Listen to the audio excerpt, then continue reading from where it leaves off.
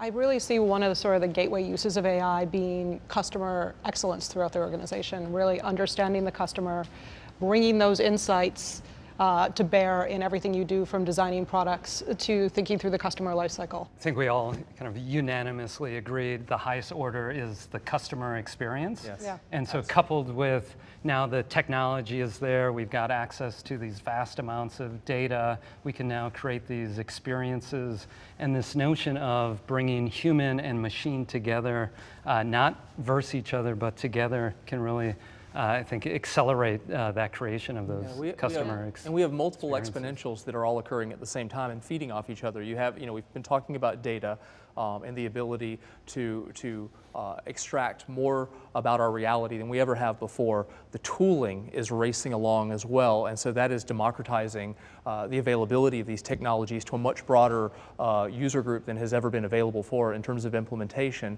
And then finally, I think I heard you mention computer a little while ago. The compute capability of modern GPUs and similar is providing us that ability to bring them all together, and they each feed off each other. So we're seeing the very early stages of this renaissance right now. There's a lot that's been made around the impact of AI on the workforce, and does it mean it's going to be mass job loss? That's not what I'm seeing. I really focus on 3 areas where I think that machine learning specifically will have an impact. One is reducing cost, and by that I don't mean that we're displacing the workforce. What I mean are there's lots of jobs out there that were never intended for people to do. But the only option was for people to do them because we didn't have software that could do that on their behalf.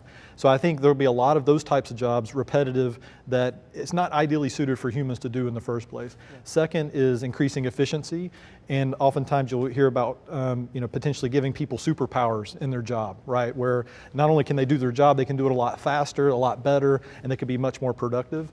And then the third area is achieving new breakthroughs. And this is something I think is going to be really powerful as it relates to what you can get out of machine learning. As a society, we have blind spots that we're not aware of. For any new breakthrough that occurs, that only happened because someone else didn't really think to do that. Machine learning gives us the opportunity to discover new patterns, new ways of working that weren't obvious before.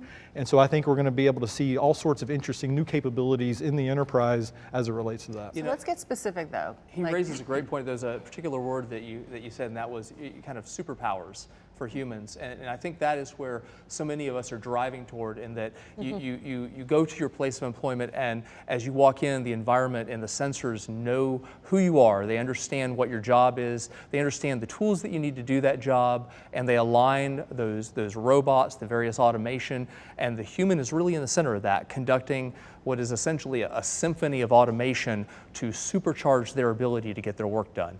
And so, whereas so many people are worried about job loss, we really look at it as supercharging the human and augmenting them with better tools than they've ever had before to get their job done. You guys have some predictions for where this is going. Give us a couple of predictions that you would make over the next, say, 3 to 5 years. I think one of the boldest one was by 2020, if a company is not utilizing AI in some way, they're going to inherently lose market value.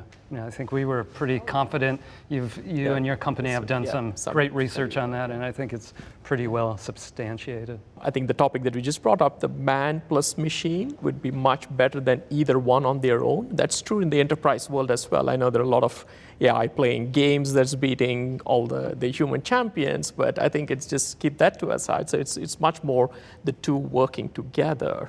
I think is where the value would come. Yes. And it's not only the value, I think as you go into more enterprise situations, given the risks involved, given the dollar value involved, you do want humans in the loop, at least for a foreseeable future, till you can start trusting the AI. Okay, so I'm a senior executive in a B2B enterprise. Where do I start? What do I do? Tom? You probably define the problem. There's two ways to innovate. Help me figure out what a problem is. tell me about a problem. Right now? Well, I think broadly speaking, there's two ways to use a new technology. The easiest and the most effective way to do that is to work around a problem. The other way is to work around the opportunities it creates. So regardless of what business you're in, it's great to figure out what the points of pain are, and then establish if this technology has a role in that. and then what that role is, and then ideate around that. The other way is to just be aware of the incredible things that this can make happen, and then kind of brainstorm around what that means. But we need to be really careful about very specific advice to very general problems. We like to ask people questions like, what are your clients thinking these days? Or what's it like to be a bank? The reality is that every type of company has completely different problems right now. They have vastly different attitudes towards risk. They have vastly different attitudes towards the degree to which they're trying to and able to make change. So I think you need to just approach every single particular problem and opportunity in a very specific way that's precise to that person and that time. I think it's important to keep expectations set too, right? Like people hear about artificial intelligence and all this crazy stuff that it's doing, and so they think that it's going to be this magical solution that solves all their problems, when in most cases, in my experience, it's better to walk before you run when it comes to this, especially if you've never done a machine learning style project before, which requires a significant amount of data. You first have to get your data strategy in place before you can have an AI strategy. We're in a very strong time. Crucial. That is crucial to success. If you do not get your data strategy not only figured out, but implemented ahead of time, and you may have a huge amount of data, but getting the right data to the right place to solve a problem it cannot be overstated.